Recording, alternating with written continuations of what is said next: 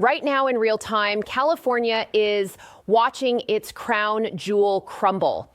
Tech giants, the companies that built Silicon Valley, that made California synonymous with innovation, that generated more tax revenue than entire states, are packing up and leaving. Not because of weather, not because of ambition, but because the state that once welcomed them has made it nearly impossible to stay. And the governor's response, it should concern every single person who works for a living. I'm Emma Clark, and this is where we investigate the stories the mainstream outlets skim over or spin into oblivion. If you value journalism that follows the money, names the decisions, and asks who pays the price, subscribe right now. Hit that like button. And here's my question for you. Drop a comment and tell me, have you or someone you know been directly affected by a major company leaving your state? I want to hear your story because this isn't abstract. This is real and it's spreading. Here's what's actually happening. California didn't lose these companies because of bad luck or market cycles. It lost them because of policy choices, specific documented decisions about taxes, regulation, housing, and infrastructure that made operating in the state more expensive, more complicated, and less competitive than almost anywhere else in the country. This is about math. It's about incentives. And it's about what happens when a government bets that loyalty and geography will override basic economics. I'm going to walk you through the timeline, the numbers, the decisions, and the people left behind because this story is still unfolding. And what happens next will determine whether California can stop the bleeding or whether this is just the beginning. Let's start with the exodus itself because the scale is staggering. Oracle left California in December 2020, not downsizing, not opening a satellite office. They moved their headquarters, lock, stock, and server farm to Austin, Texas. Oracle employed roughly 11,000 people in the Bay Area at the time. Within weeks, Hewlett-Packard Enterprise followed. HPE, a company born in a Palo Alto garage, the literal origin story of Silicon Valley, announced it was relocating to Houston, then Palantir, then Tesla. Elon Musk didn't just move the company, he moved himself publicly, loudly, and made it clear why California had become hostile to business. By mid-2021, more than 70 major companies had announced relocations or expansions out of California. According to business relocation data tracked across the state, not startups, not small firms. These were established revenue-generating corporations with deep roots. And the departure list kept growing. CBRE, one of the largest commercial real estate firms in the world, moved to Dallas. Schwab relocated to Texas. Even entertainment and media companies traditionally insulated from Silicon Valley's tech drama started looking elsewhere. Translation, the companies that built California's budget are now building someone else's. Let's talk numbers because this is where it gets brutal. In 2020, California's top 1% of earners paid nearly 50% of the state's income tax revenue.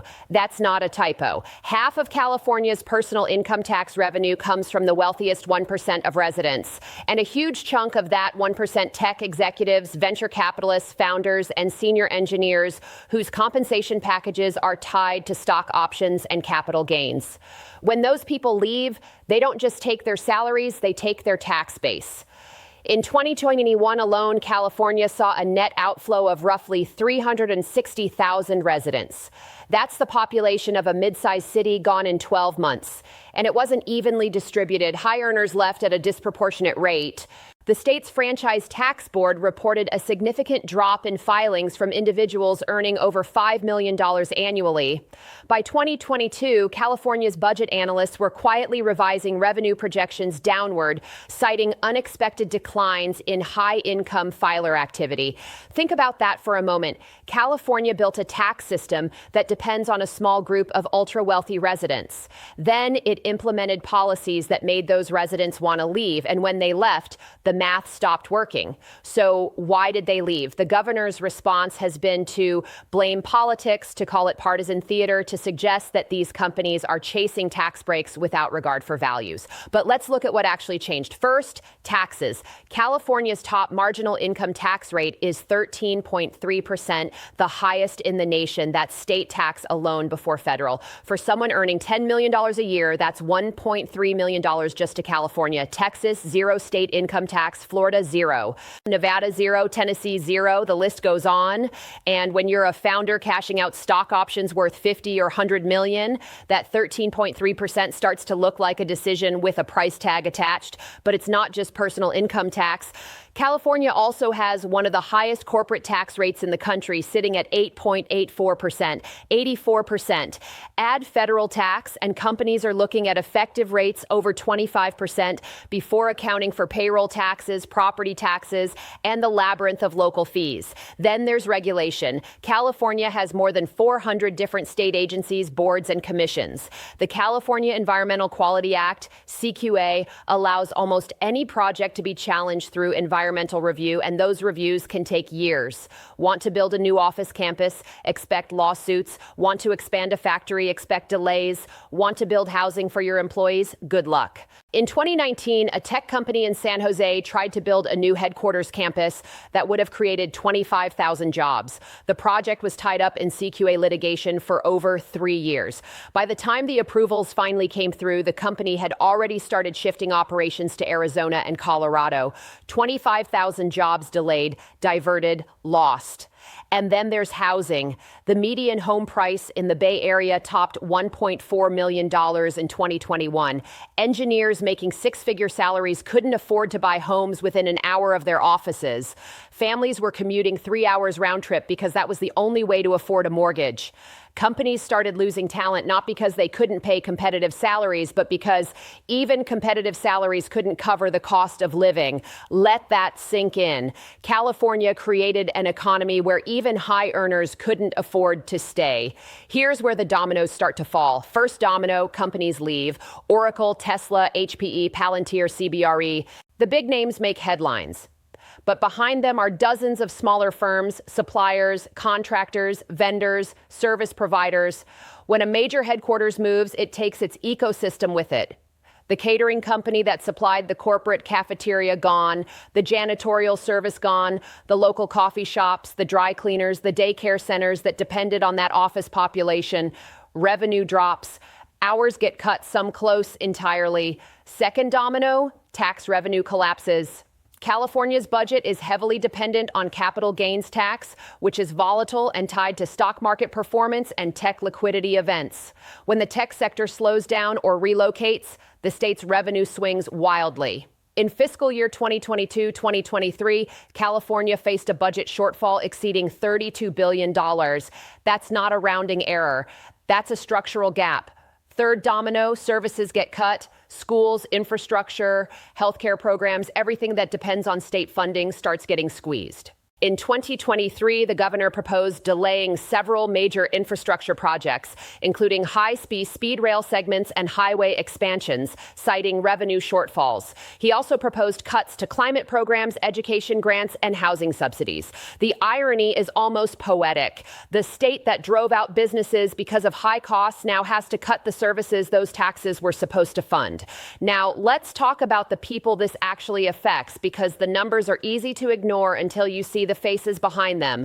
Meet Maria. She worked in facilities management for a tech company in Mountain View for 11 years. Good job, union benefits, steady paycheck. When her company announced it was moving its headquarters to Texas, she was given a choice: relocate or take a severance. She had 2 kids in public school, elderly parents nearby, a mortgage she could barely afford. She couldn't move. She took the severance. 6 months later, she was working 2 part-time jobs with no benefits, trying to keep the house.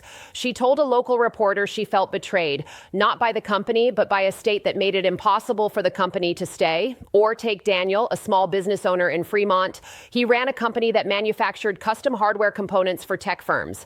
70% of his revenue came from contracts with 3 major clients. 2 of those clients relocated out of state within 8 months of each other. He tried pivoting, tried finding new clients, but the costs, labor, rent Compliance fees were too high to compete with manufacturers in Texas or Arizona. He closed his doors in late 2022. 14 employees lost their jobs. Some moved, some retrained. One filed for bankruptcy. These aren't abstractions. These are people who played by the rules, worked hard, and watched the ground shift underneath them.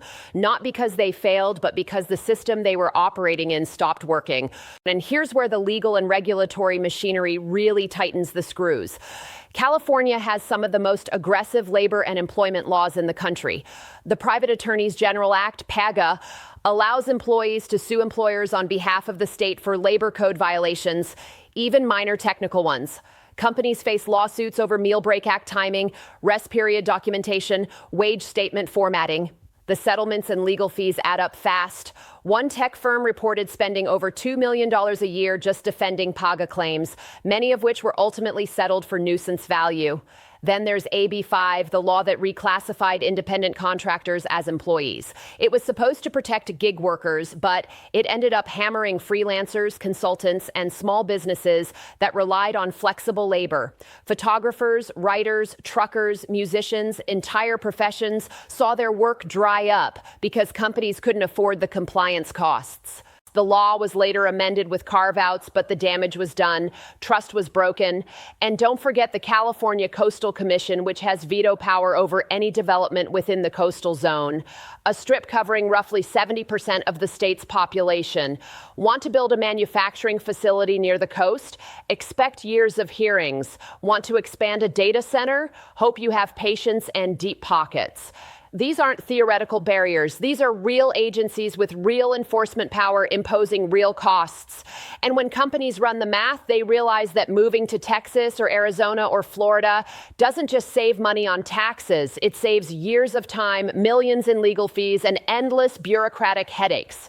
So the companies leave, the tax base shrinks, the budget gets squeezed, and the governor's response. In early 2023, after months of mounting pressure, the governor finally addressed the exodus in a press conference. He acknowledged that some companies had left. He said California was still the innovation capital of the world. He pointed to the state's universities, its talent pool, its quality of life. He called the departures a small number of high-profile moves and suggested they were driven by politics, not economics. But here's what he didn't say. He didn't announce a plan to lower taxes. He didn't propose streamlining CQA. He didn't address the housing crisis with meaningful deregulation. Instead, he doubled down. He talked about investing in green energy, expanding social programs, and holding corporations accountable. All noble goals, but none of them addressed the core problem. California had become too expensive and too complicated for businesses to operate in. And then came the kicker. In mid-2023, the state passed a new wealth tax proposal that would have imposed an additional tax on high net worth individuals even after they left the state for up to 10 years. The proposal faced immediate legal challenges and has not yet been fully implemented, but the signal was sent. California wasn't interested in making it easier to stay. It was interested in making it harder to leave. Think about that. The state's response to people fleeing high taxes was to propose taxing them even after they left. Meanwhile, the dominoes keep falling. Commercial real estate in San Francisco, once among the most valuable in the world, is cratering. Office vacancy rates in the financial district hit over 30% in 2023. Buildings that were worth billions are now being sold at steep discounts or converted into residential units. The tax revenue those properties generated gone. The foot traffic that supported retail, restaurants, and services vanished. The ripple effects are brutal. Small landlords who own retail space are struggling to find tenants. Restaurants that survived the pandemic are now closing because there aren't enough office workers to support lunch traffic. The city's budget is in crisis, and the mayor has proposed cutting essential services, including public transit, street cleaning, and emergency response. And it's not just San Francisco, Los Angeles, San Diego, Sacramento. Cities across California are seeing similar patterns: high costs, rising crime, deteriorating infrastructure, and an exodus of taxpayers. The state that once symbolized the American dream is starting to look like a cautionary tale. Here's the irony. California has natural advantages that almost no other state can match. It has world-class universities churning out top-tier talent. It has the Pacific Ocean, ports that connect to Asia, a climate that attracts people from around the world. It has cultural cash, a legacy of innovation, and a brand that still means something. But none of that matters if the fundamentals don't work. You can have the best weather and the best universities in the world, but if your taxes are confiscatory, your regulations are punitive, your housing is unaffordable, and your infrastructure is crumbling, businesses will leave, and they are leaving. The tragedy is that this was preventable. Other states with high costs and heavy regulation, like Massachusetts and New York, have managed to retain major employers by being strategic, by offering targeted incentives, by streamlining approvals, by investing in infrastructure. California chose a different path. It chose ideology over pragmatism, and it's paying the price. So, where does this go from here? If California doesn't change course, the exodus will accelerate, more companies will leave, more high earners will follow, the tax base will continue to erode, and the budget shortfalls will get worse. Services will be cut, infrastructure will decay, the quality of life that once justified the high costs will decline. And that will drive even more people out. It's a vicious cycle. And once it starts, it's very hard to stop. But there's another possibility. California could wake up. It could recognize that competitiveness matters, that businesses and taxpayers have options, that loyalty has limits. It could reform CQA, lower taxes, streamline permitting, deregulate housing, and invest in infrastructure.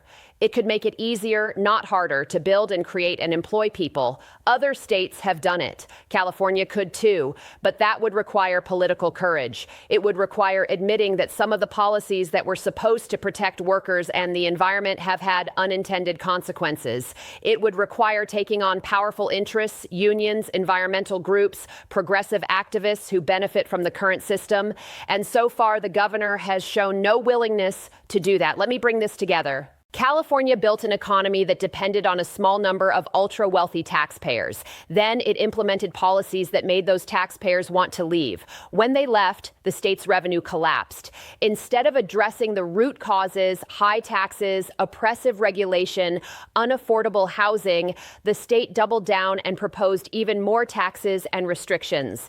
The result? More companies leaving, more jobs lost, more services cut, and a downward spiral that shows no sign of stopping. This isn't about politics. This is about math. This is about incentives. This is about what happens when a government forgets that businesses and people have choices. Here's my question for you, and I want you to think hard about this before you answer. If you were running a company and you had to choose between staying in California or moving to a state with lower taxes, fewer regulations, and cheaper housing, what would you do?